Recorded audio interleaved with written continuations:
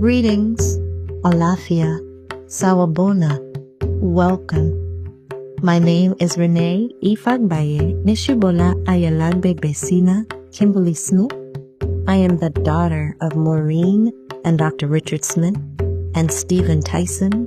I am the granddaughter of Violet and Jacob Chevalier, of Brodell Anderson and Cecil Smith. I am the great-granddaughter of Lucille Benoit and Eddie Benoit. I come to you today and introduce myself in this way because I never stand alone. Those who've come before me, those who are ancient, those who give me the ideas that need to come forth, stand with me at all times. And I also introduce myself that way because when this journey is over, it'll be the pathway for those who come after. So I thank you for joining us and welcome to Be the Medicine, Pathways to Healing and Liberation Through Ancestral Intelligence. Pathways to Healing or Liberation Through Ancestral Intelligence.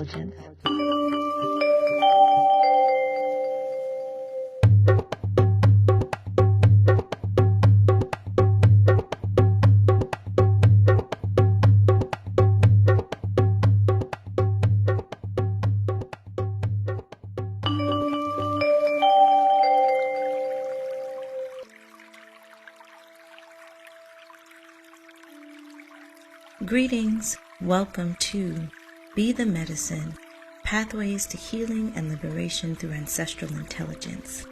How you been? How's it going? We are getting ready for another frequency shift. And so today I wanted to speak to you all about life and death, the cycles that keep on giving. So to be very honest with you all, life has definitely been lifing. My father is 80 years old and has been diagnosed with stage 4 colon cancer. And one of the things that occurred in this process has been how amazing the universe ensures that you are ready to deal with everything that comes to you. So he didn't show any signs of being ill. Over the last maybe 3 months or so, we noticed that he had lost a little bit of weight, but he had also been on a pretty strict plant-based diet. And so, we didn't, think anything of it. But he had this reoccurring cough for the last maybe 2 months. It's been dry. There's been no, indication that it was virus or viral. So he just, watched it and let it go. And then in the middle of me finishing out a project, he, called and said, "Hey, Nay, will you take me to urgent care? This cough just isn't letting up. I'm not sure what's going on." And so we went to urgent care and, they do the normal things and kind of check out what's happening. And then, they tried to first say, "Oh, you should get the COVID test." And so my father was like, "I don't need COVID tests. I know that we don't have COVID." But the other option was to take a chest x-ray. And so he went ahead and we, went to do it. And so the doctor, though he was arrogant in his first dealings with my father, when he saw the results of the chest x-ray, he became humbled. I think the other piece was that he was a little annoyed that this old man, my old man, but this old man was being defiant in understanding his need for having lots of tests done on him. What he didn't know is that my father was a doctor. He had been a dentist for over 30 years and actually studied in medical school prior to deciding to choose dentistry as his field of choice. So even though he may seem old and a little fragile at this moment, he was very much clear in his mind in the way that he asked the questions. And the doctor seemed a little bit taken aback that anyone would ask the questions he did. So we go through the process, and so he says, you guys need to go to emergency, we need to see what's happening, so on and so forth. And so we've gone through in the last 3 or 4 weeks a series of testing. He was severely anemic, and so we've had to have new things happen to him, like blood transfusions and taking on iron and so on and so forth. But what still amazes me is that the machine that he embodies, his body, has been trying to heal itself all this time, right? He has literally cancer in one side of the body and it has metastasized. However, the body has created this closed circuit that is literally shielding him from some of the effects. So he is now starting to feel the tiredness, and we're starting to have to do some extra work to kind of keep him and his blood level at its highest. But for the most part, he's in good spirits, and we understand what's happening with the body. And we also understand that if no other time, now is the time. And so for that, I'm truly grateful. And so when I talk about life and death, a cycle that keeps on giving, I want to talk about the fact that there is an African proverb that says, life is the beginning of death. I'm going to say that again. Life is the beginning of death. From the moment that you are born, you begin to die. Your cells that you are born with at the time of birth begin to explode so that you can hold and have the capacity for new cells. Those cells have to die, right? It is a continuous cycle for us to see life and death all in the same moment. There is an African proverb that says, life is the beginning of death. I'm going to say that again. Life is the beginning of death. From the moment that you are born, you begin to die. Your cells that you are born with at the time of birth begin to explode so that you can hold and have the capacity for new cells. Those cells have to die, right? It is a continuous cycle for us to see life and death all in the same moment. And so this particular moment in time for me, and I'm sharing it because I think that what it has done is really put into perspective what is important. It has put into perspective what it means to be attached and detached. What it has put into perspective my understanding of what these cycles actually mean for us and how we can apply the alchemical process that happens to us in these cycles to allow for us to live our best lives. So when we talk about it, and I think about it in my love for plants, right? The way in which plants flower, the way in which they tell us about their intelligence. Many people who are farmers who grow food, they know that once a plant begins to flower, it is now preparing to die, right? The flower symbolizes the highest intelligence and compilation of energy of this plant, the information that exists. This is one of the reasons why we engage in flower essences, because that flower contains the information that no one will be able to understand except for when this plant flowers. It has in that flower information from the beginning of time. And so it's really important for us to look at our surroundings and look at the cycles that we are in order for us to really understand what it means to continue to have the ability to live and die every day. I'm going to say that again. The ability to live and die every day. And what makes it powerful is to do it with intention, right? To understand that we don't want to hold on to any of those things anymore. And so I have had some really amazing epiphanies in these moments in my 40-something year. And I think about all of the times that I've been with my father, all of the times that I have had moments where we've had disagreements, all of the times that he's poured into me and I've poured into him. And I think about what this means in this moment, right? What are the things that I want to be his lasting memories? What are the things that I want my body to know and understand and remember about my father?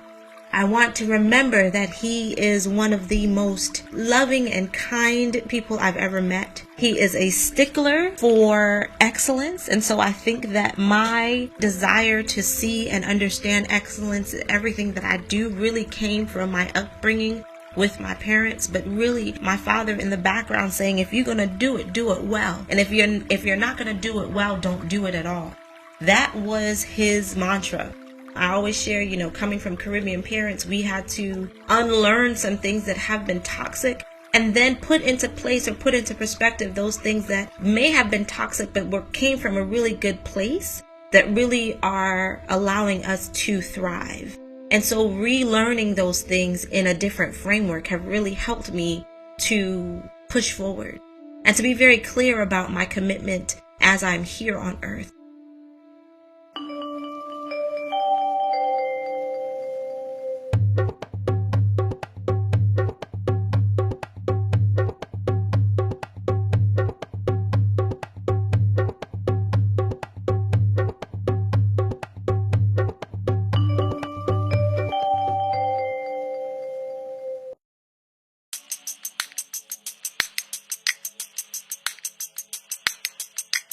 We are super excited to introduce you to our new book, The Divine Collection, Connecting to the Primordial Energies of Transformation Through Flower Essence.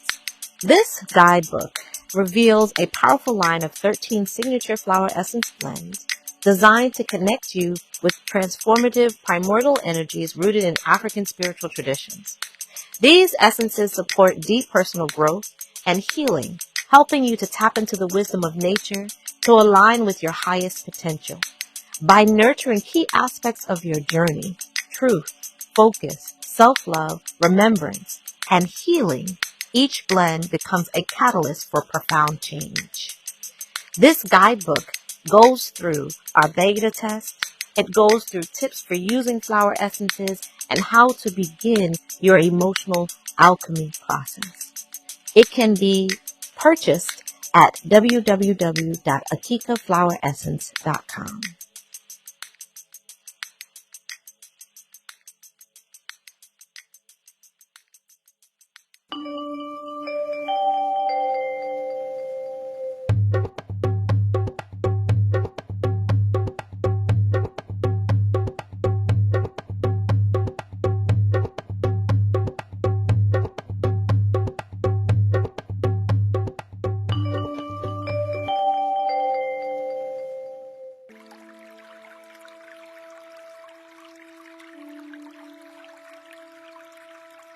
I want to remember that he is one of the most loving and kind people I've ever met. He is a stickler for excellence. And so I think that my desire to see and understand excellence in everything that I do really came from my upbringing with my parents, but really my father in the background saying, if you're going to do it well. And if you're not going to do it well, don't do it at all. That was his mantra. I always share, coming from Caribbean parents, we had to unlearn some things that have been toxic and then put into place or put into perspective those things that may have been toxic but came from a really good place that really are allowing us to thrive. And so relearning those things in a different framework have really helped me to push forward and to be very clear about my commitment as I'm here on earth. And to understand and detach from the thought process that I'm going to be here forever. That is a big thing to take on. And I think for me personally, it's been why I push myself so hard, right? I push myself so hard because I know tomorrow isn't promised. So everything that I say I'm going to do in a day, I really try my best to do it. Spirit has asked me to check on someone. Spirit has asked me to do something. Spirit has asked me to take certain things on. I try to make sure that before I put my head down on my pillow that night, I have done and completed those things, because tomorrow isn't promised. It has nothing to do with whether I'm a good person, a bad person. Sometimes our time is up.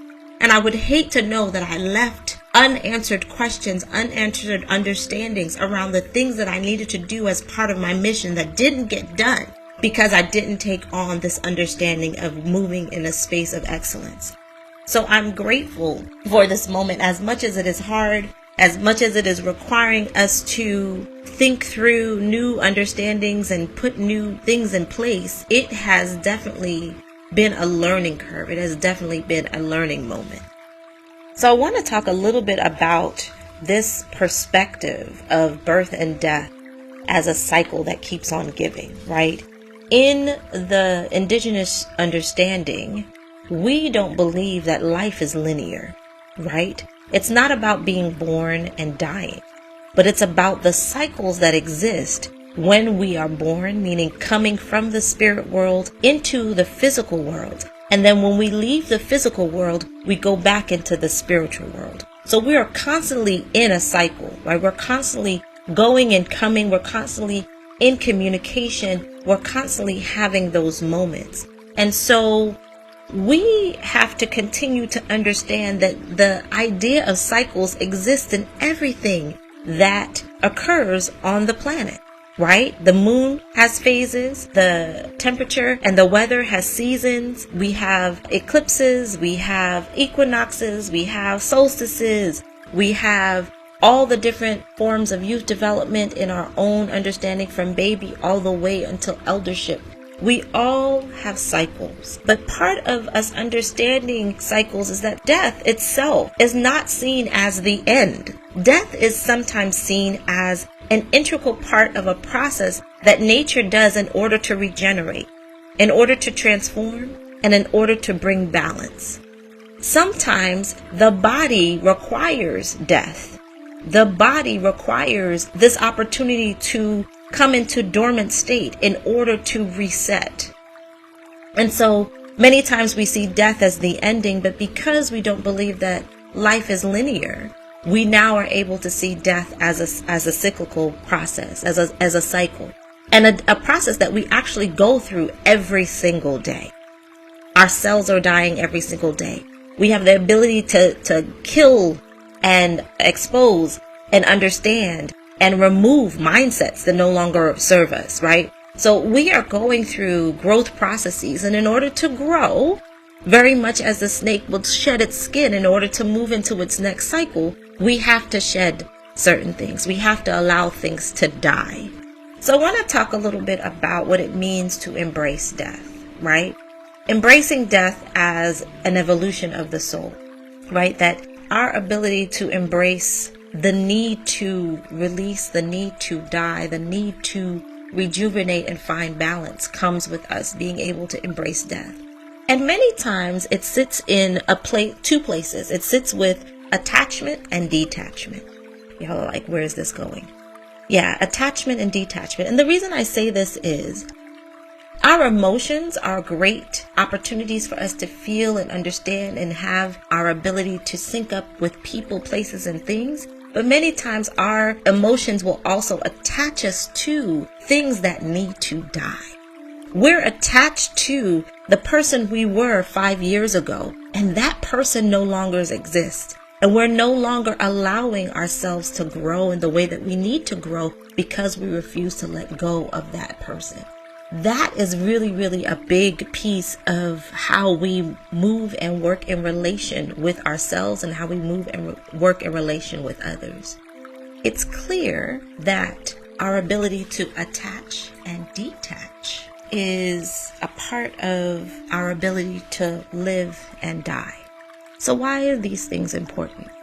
Detachment is the opportunity for you to see all that is happening and to even acknowledge emotions that you may be having and still act in a way that keeps you moving forward, right? We aren't in a space where we are so attached that we are so triggered that we can't function.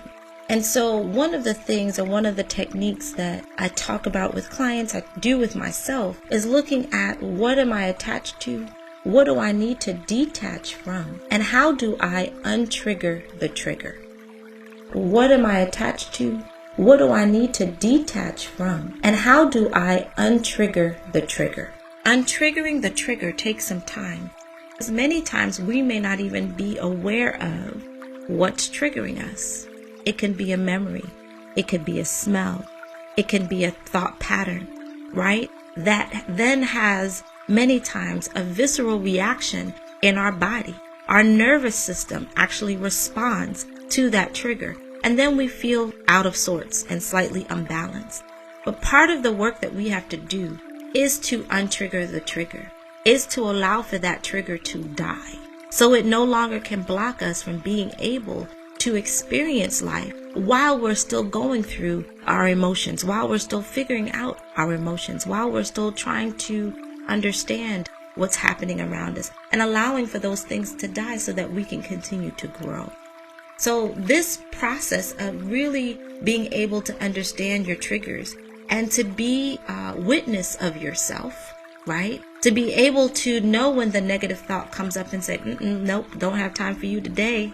Or, we got time today. Let's sit and figure out where this is coming from. Those are the things that allows for us to sit in these cycles when it becomes crisis and when it's not crisis, to continue to allow for our evolution. Our ability to adapt, our ability to foster self-compassion during these cycles are very, very important. Practicing self-compassion is not easy, right? Because we will extend kindness to everyone else, but we may not extend it to ourselves. But I always share with you all that we are in relation, right? We're in relation, not just with ourselves, with others, with the earth, with our spirit guides, with the planets. And so in this relation, we have to be able to have compassion, because compassion is the way in which we build empathy. And if we can't have empathy for ourselves, we then will lack the ability to see when we need to have empathy for others. And so having and fostering self-compassion is very, very important. The other place is to embrace vulnerability. It's hard to be vulnerable. And I often say perfection is a lie. It's a lie. It doesn't exist, right? It is the way in which the powers that be have tried to keep us under the thumb and under control. So they try to create the perfect picture, right? The ideal that we may have, the white picket fence, having all the money and being able to do like all of those things. None of those things are perfect, right? None of those things are actually valuable when, excuse my French, when shit hits the fan, right? So this ability for us to embrace vulnerability and to really embrace our imperfections as part of who we are and a part of who we acknowledge, right? That we acknowledge our imperfections as part of who we are. And we know that we can grow out of that if we choose to. If we choose to have a moment where we're intentionally focusing on what we consider imperfect. But it is those imperfect pieces that make us unique, right? It's our ability to see the things that others don't see, that people may think, is imperfect or not normal, that makes us normal, that makes us unique, that makes us who we are.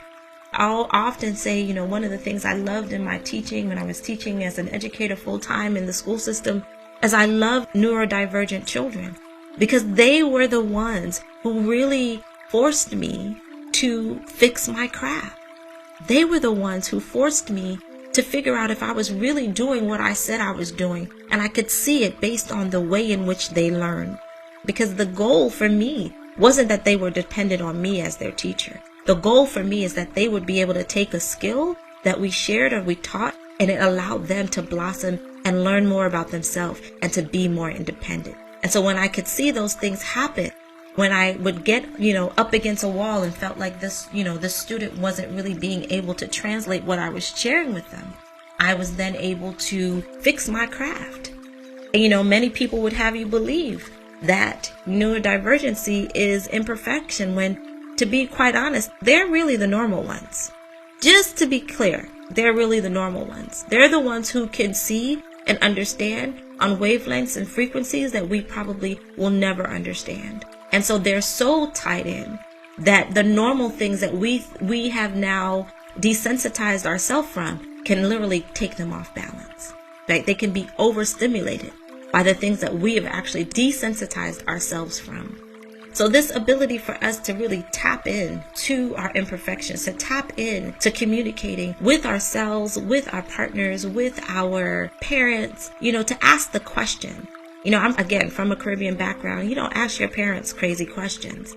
But there are things that have come up that I'm like, okay, Pop, we got to have this conversation, right? You want me to be your health proxy. Okay, what does that mean? Well, I can't be your health proxy if I don't understand all of the things that you want and what made you who you are. Because I understood him as my father, I forgot that I need to also understand him as a human being.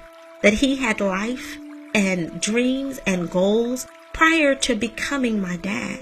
And those dreams and goals never died just because he became a dad or a dentist or a father or a community member. It just meant that they were in different places on his priority list. And so what are the things that we could do to help him feel fulfilled in all of the ways in which he is in this time? And those are the things that I'm really thinking about as we think about vulnerability, as we think about being compassionate, and as we think about cultivating our own emotional intelligence. Emotional intelligence, or any intelligence, is a practice skill, right? Children will throw themselves on the floor and have a tantrum to get their way. However, if you don't respond to the tantrum, what do? Dust themselves off, and they walk off and try and figure out what's the other way that I can get attention. Or You begin to teach them, when you feel X, Y, and Z, I want you to do this. When you feel X, Y, and Z, I want you to do that. And they begin to emotionally regulate themselves. And as they begin to have the capacity to share what's happening with them, that then brings them into a place where they are emotionally intelligent. Emotional intelligence, or any intelligence, is a practice skill. So I say that to say, every time you feel anger, it may not be anger. Every time you feel down, it may not be down. Every time you feel bored, it may not be boredom. These are all emotions that are on a larger spectrum that we have not explored, because as humans and having a human experience and being reflections of each other, many times those who we're reflecting with may not have high levels of emotional intelligence either. And so we don't get to learn the skill or learn to identify what that emotion is and what state it's putting us into. So emotional intelligence becomes very, very big, and it's a muscle that we have to exercise. And one of the ways that I myself will exercise my emotional intelligence is when I feel something, I won't automatically label it. I give myself permission to sit in it a little bit. And one of the ways that I myself will exercise my emotional intelligence is when I feel something, I won't automatically label it.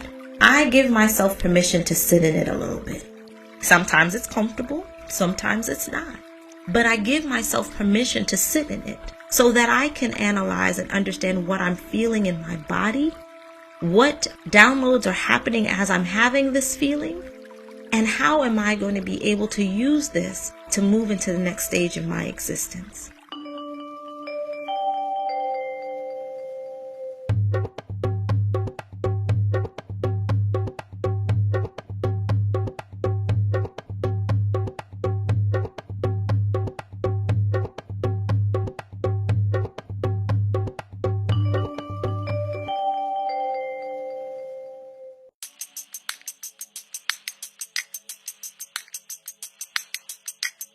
If Be the Medicine, Pathways to Healing and Liberation Through Ancestral Intelligence, produced by Embody Ashe Productions, has inspired, healed, or added value to your life, we invite you to support our team by investing in our ability to continue to share this profound wisdom as we bring each episode to life. We are dedicated to crafting each message with care, ensuring it resonates deeply and honors the power of ancestral intelligence. Click on the link in the description, and with your support, we can keep this sacred work going. And we are truly grateful to have you on this journey with us.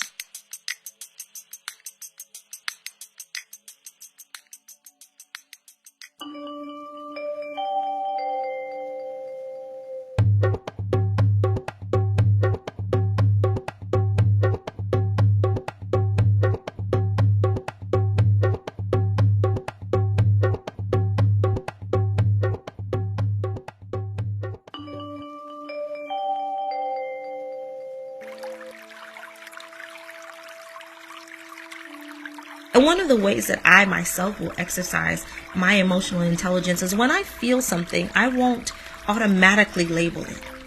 I give myself permission to sit in it a little bit. Sometimes it's comfortable, sometimes it's not.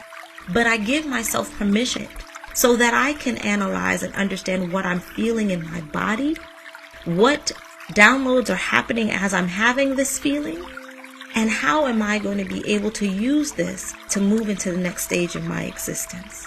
Why is it coming up now?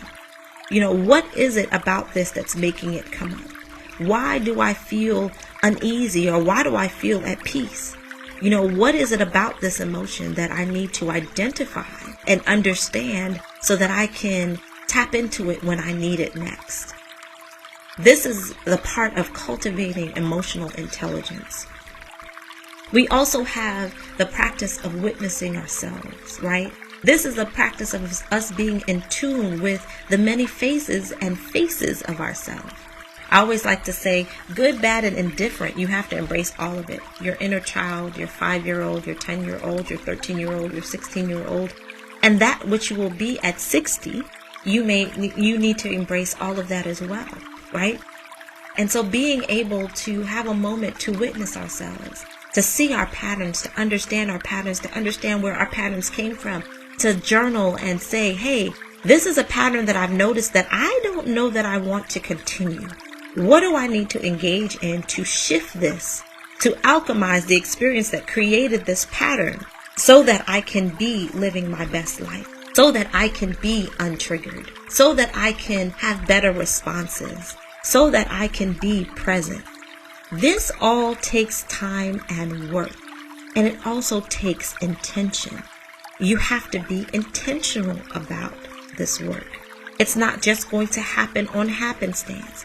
And one of the things that I will also say is when you are ready, the universe will support you. Some of the most phenomenal, universal, and cosmic things that have happened in the last 2 or 3 years have happened when I was having one of my most vulnerable and emotional epiphanies that could occur.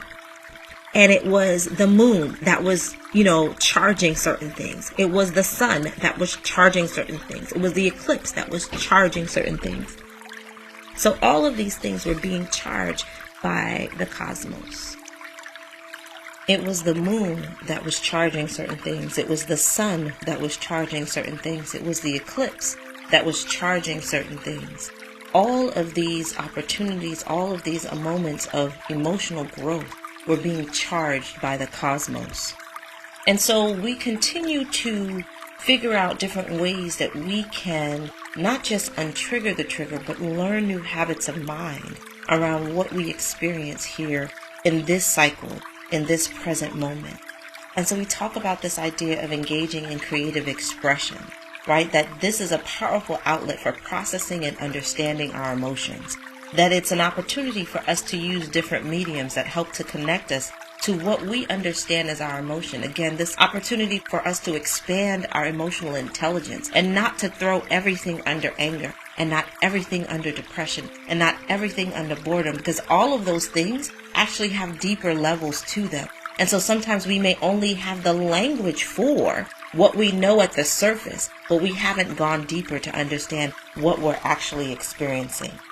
We have to engage in personal growth. That part of our mission in life is to grow, not just to grow in age, not just to grow in status, but to actually be intentional about our personal growth. To again, be able to see the patterns and say, I'm seeing that this is a pattern that I have, and I don't know if this is a pattern I want to continue. And in order to do that, we have to actually be intentional about what we are doing.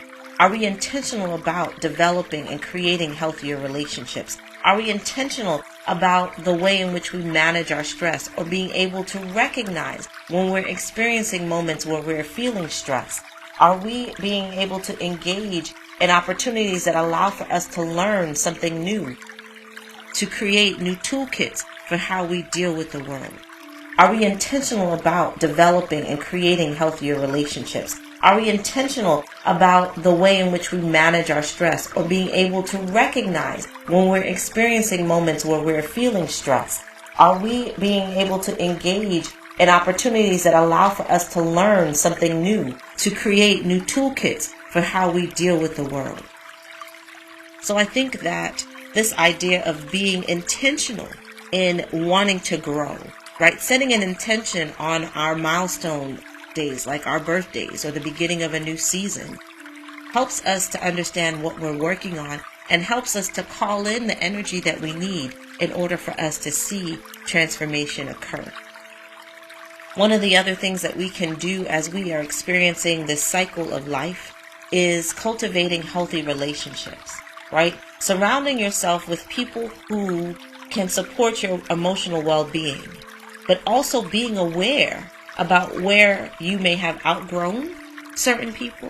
The relationship may not be reciprocal, meaning you all come to this relationship with very different understandings. And so there are some times where the relationship is yoked, and there are some times where the relationship isn't yoked.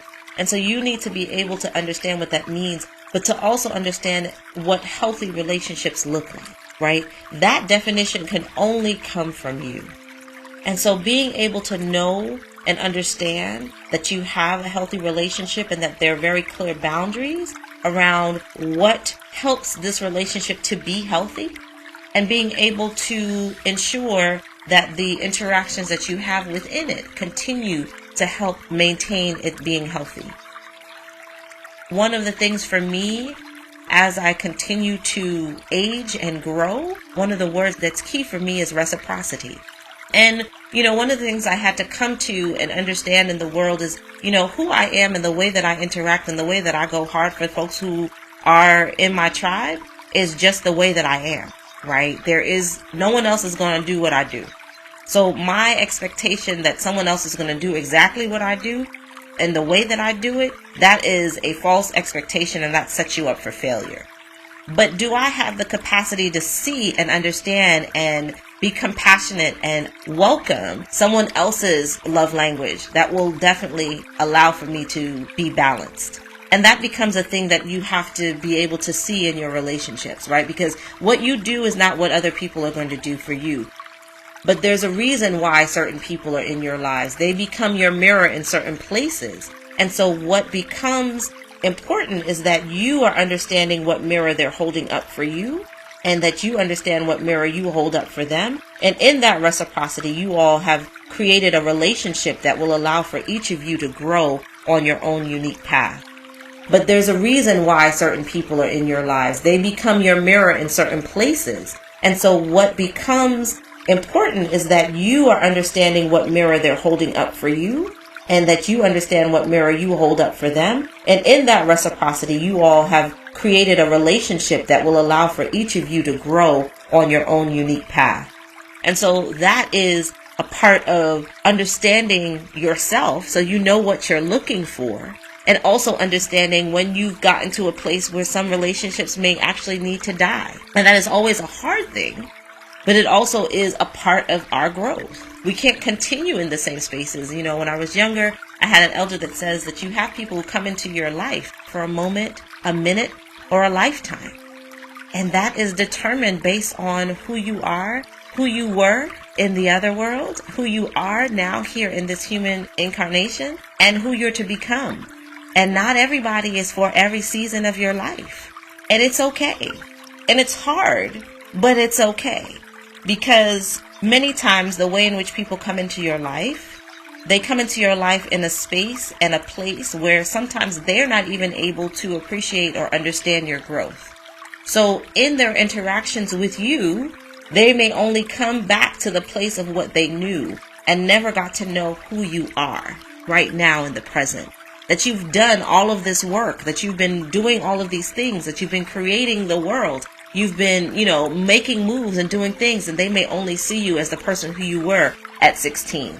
The person that they met when you were having issues or making mistakes or having a lot of challenges or still not being able to express yourself in a certain way.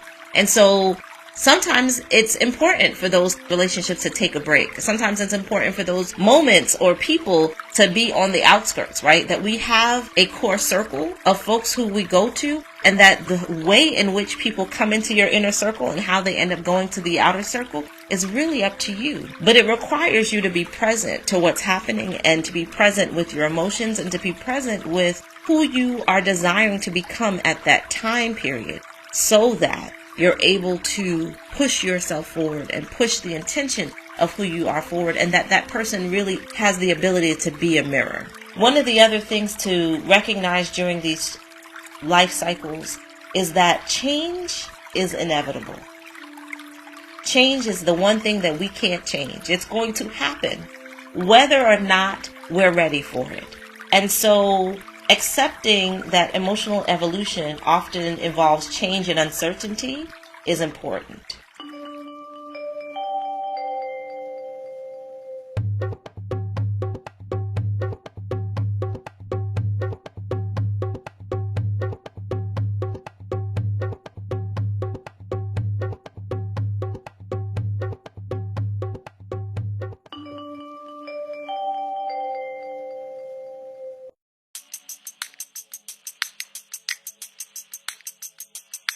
We are super excited to introduce you to our new book, the Divine Collection, connecting to the primordial energies of transformation through flower essence. This guidebook reveals a powerful line of 13 signature flower essence blends designed to connect you with transformative primordial energies rooted in African spiritual traditions. These essences support deep personal growth and healing, helping you to tap into the wisdom of nature to align with your highest potential. By nurturing key aspects of your journey, truth, focus, self-love, remembrance, and healing, each blend becomes a catalyst for profound change. This guidebook goes through our beta test. It goes through tips for using flower essences and how to begin your emotional alchemy process. It can be purchased at www.akikafloweressence.com.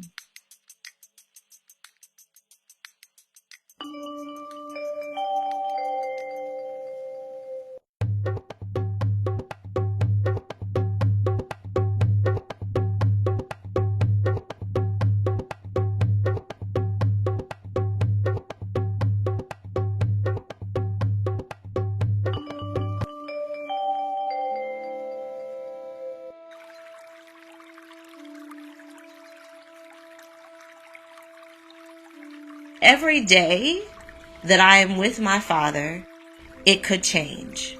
And what it has done, it has helped me to be rooted in every day and every moment, right? I can't think about what happened yesterday.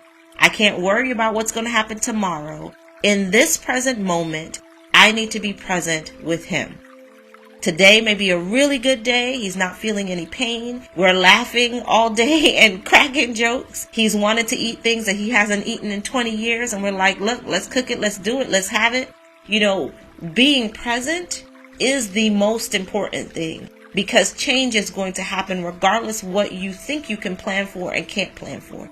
So the ability for us to embrace change and to know that, you know, and pray for and call on all of our spirit guides to ensure that, you know, the best thing that can happen is going to be what is happening for him in this moment, and that I show up very present every time that I show up.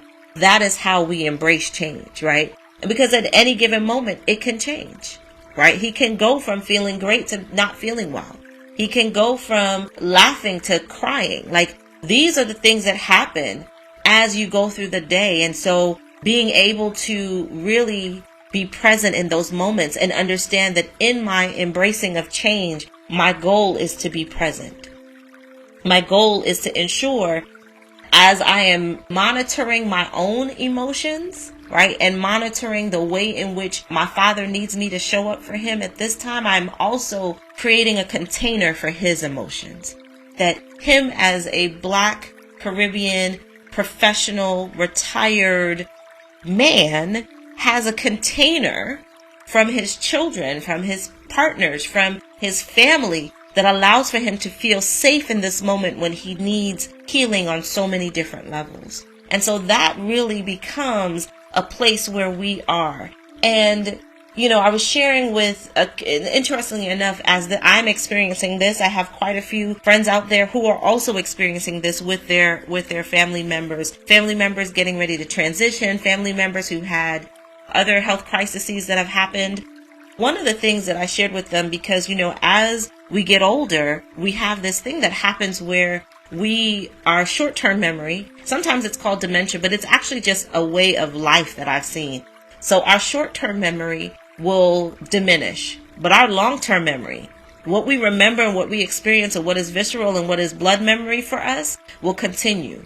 Right. And so they talk about it as dementia. And so people get into their space and their feelings around, they don't remember me.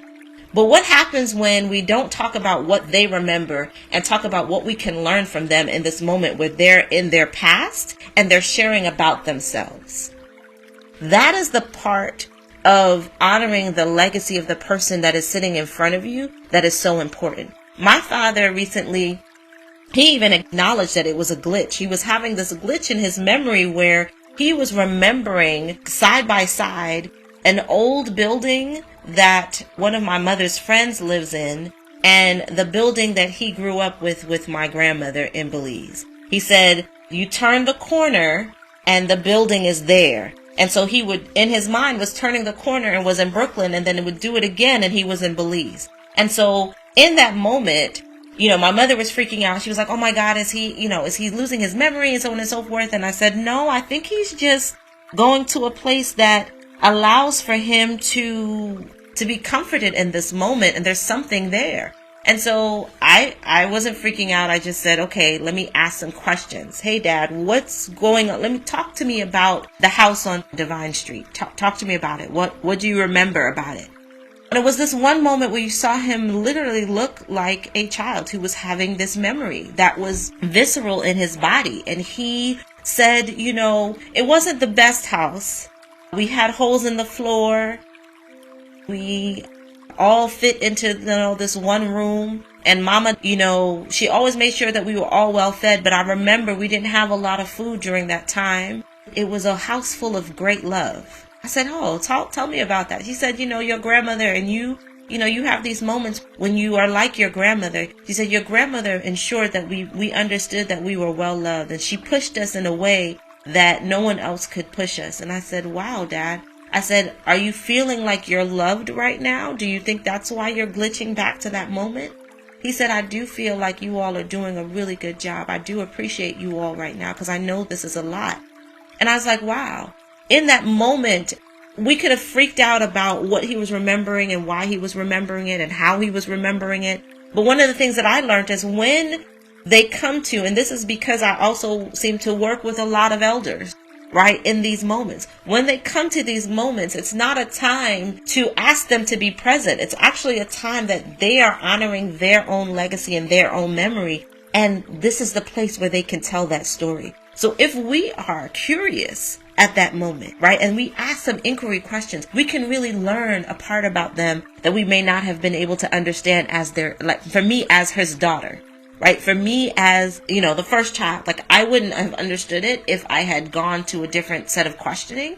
But I got to understand his relationship to his mother. I got to understand his relationship to his siblings. I got to understand his relationship to his home in a different way in this moment. So these are the moments when we have to embrace change and uncertainty, that we have to stay curious.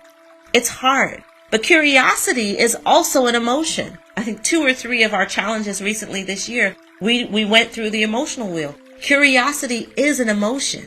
Being curious is a space where you are allowing yourself to see the wonder of what is around you. And so staying curious during change allows us to really tap into what that present moment is trying to teach us. And so embracing change and uncertainty is important. Embracing change and uncertainty is important. The next thing that I want to just share is this idea of celebrating your progress. That progress can be big and it can be small. Many times we expect the big things, but sometimes you gotta celebrate the small things, right? I've had clients before who have been able to witness themselves and say, hey, if this was a regular day, I would have cussed that person out. And today I watched what was happening. I heard what was happening. I took a moment to breathe and I decided not to curse them out. That is progress. We are giving a celebration. Let's go, right? So being able to really understand that progress is going to look different for everyone, but you need to determine what progress looks like for you. And in those moments, celebrate them. Because in that celebration, your mind, your mindset, your body is all getting the information that this is good. And we want to continue the things that are good. And so when you get into this situation again, or you have this moment again, it pulls from that opportunity that you celebrated. So we want to make sure that we are celebrating our progress, that we are celebrating these opportunities. And so this idea of this journey that exists for us, death, birth, self-discovery, resilience, and growth, it is constantly happening. The constant cycle. It is something that we have to continue to embrace. And as we continue to seek support on this journey, we have to embrace this as an opportunity for transformation. I say all the time, when we transition from this earthly body, it doesn't mean that we've transitioned from the world. We just don't exist on this plane. And so part of, our understanding around that is, what do we want our legacy to be? How do we want people to remember the work that we did, the way we engaged with the world, why we engaged with the world, what we were engaging with the world? How do we call upon those spirits to help us remember, right? The idea and the act of remembering is a part of this life cycle. And as you notice, it's also been a part of this story, that in my father embracing transition, embracing the idea that the physical body may not be here long. We don't know for how long, but that he is having a remembrance that is really taking us on a journey to get to know him better, to get to know the man that he was, the child that he was, the relationships that he had with his father, with his siblings, and how those relationships pan out now. And so I understand so many more dynamics around my parents, and specifically my father, that always, when you're children, it's your father. So you see him as your father. You forget that he grew up as a young boy, and he had his teenage years, and he had his preteen years, and he was a young adult. He had to choose a career, and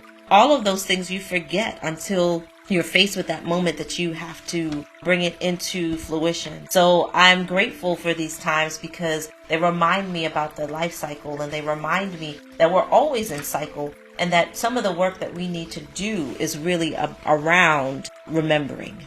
And so I want to take a moment to share with you all flower essence that is a part of the Divine Collection line, and it's called Remembrance. This essence is a flower essence blend that assists individuals in reconnecting with their past, healing emotional wounds, and embracing spiritual wisdom. It helps heal ancestral patterns, integrate past lessons, and release guilt or self-blame. By fostering a deep sense of spiritual protection and connection to divine guidance, this blend encourages personal growth, self-compassion, and alignment with one's true purpose. The transformation supported by this blend involves embracing the wisdom of the past while moving forward with clarity, purpose, and emotional healing. Remembrance encourages individuals to remember who they truly are, empowering them to live in alignment with their highest truth.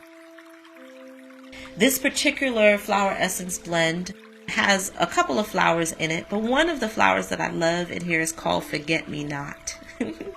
I know you like the flowers, it's called Forget Me Not. It's a very beautiful flower. It is small, blue. It has 5 petals and sits kind of flat as it looks to you, and it comes always in these bunches.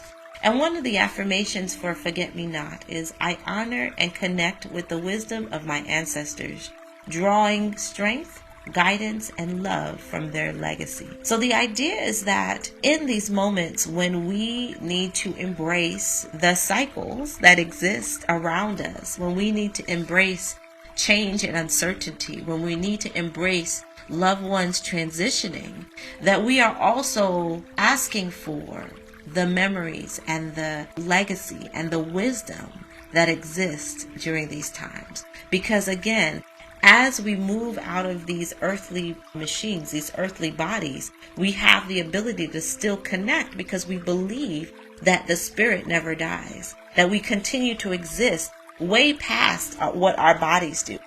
And we know that it exists because we can feel it, right? We can go into spiritual sites or spiritual sacred grounds, and we feel the spirit of those who were there before. That's because spirit doesn't die. They left a legacy in a space that can still be felt. The vibration of the strength of who they are can still be felt. So this is a part of our process of embracing the cycles of life and death. It is in the remembering, and it is in us doing so in the most present way that we can, so that these become a part of our own emotional toolkit, right? That when we remember our loved ones, we remember their smile, we remember their vulnerability, we remember what they gave to the earth, we remember what they have been teaching us all our life that we probably were never listening to, and then when they transition, all of these lessons come back again. So we want to continue to embrace that remembering. You know, Catherine Dunham, I was a Dunham dancer for many years, and so there are certain philosophies in Dunham technique that exist. And one of them is this idea of blood memory, that even in movement, right, and movement in cultural spaces, create what's called blood and muscle memory, right? The body has muscle memory, but we also have what's called blood memory, right? That there are people that exist that when they are starting to have their awakening, they may need to go to a very specific place in order for them to continue to activate the blood memory that exists for them. And it's so interesting that I just started talking about this because I just had a conversation with a client about this.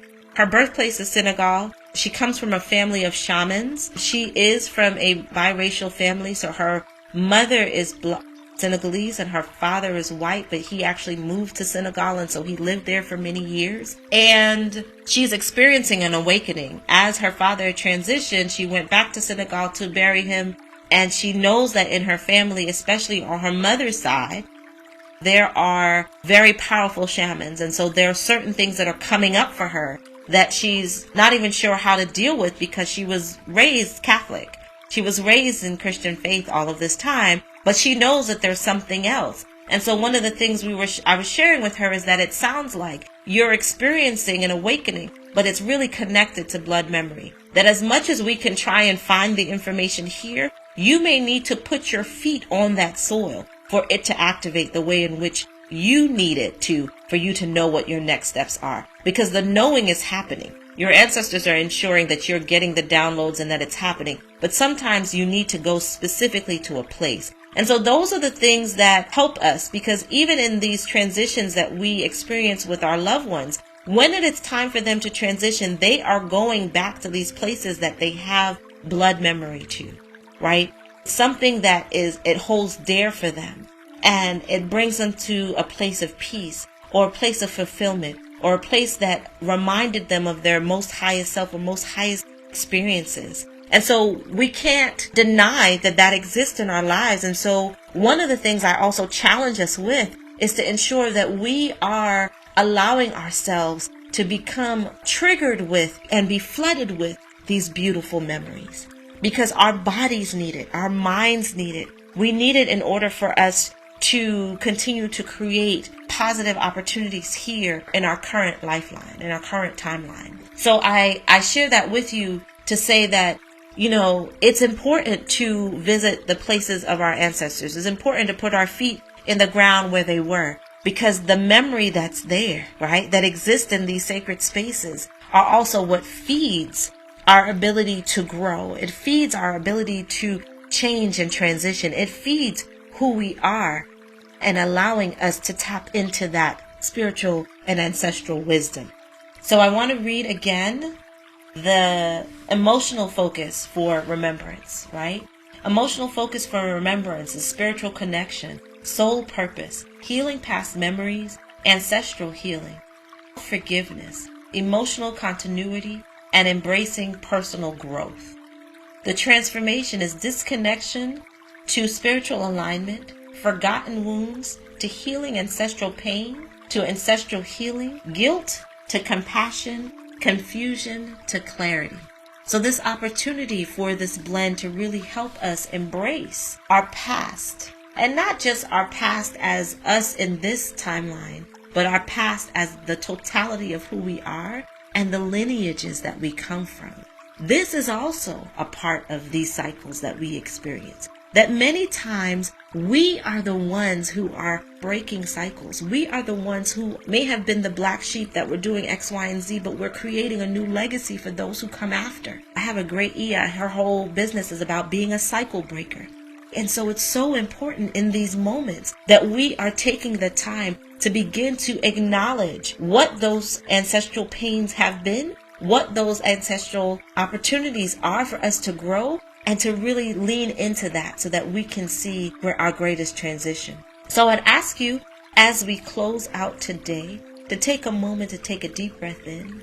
Begin to call on the ancestral wisdom that exists in your lineage, but also that exists in our collective memory, to help you to heal your wounds, to help you to stay grounded in the present, to help you to acknowledge that life and death is the cycle that keeps on giving.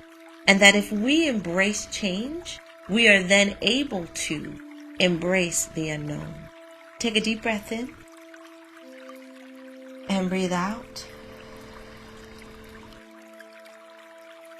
Take another deep breath in. And breathe out. Last one, deep breath in. And breathe out. And I say this affirmation, say it with me. I honor my ancestors. I am connected to their wisdom, strength, and love. I honor my ancestors. I am connected to their wisdom, strength, and love. I honor my ancestors. I am connected to their wisdom, strength, and love.